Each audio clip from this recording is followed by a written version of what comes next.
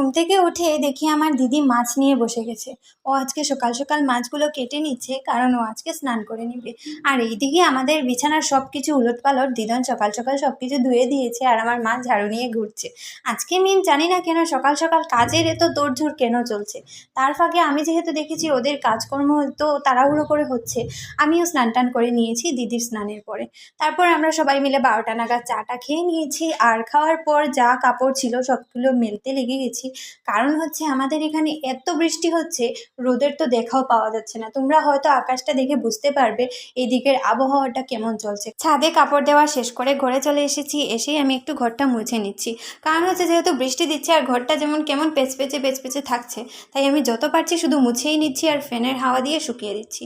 তারপর আর কি, আজকের খাওয়া দাওয়া শুরু করতে হবে। আজকে যেহেতু কাজকর্ম এত সকাল সকাল শুরু হয়ে গেছিলো, তাই আমি আর স্নান টান তো আগেই শেষ করে ফেলেছিলাম। তো খাওয়া দাওয়া আজকে তাড়াতাড়ি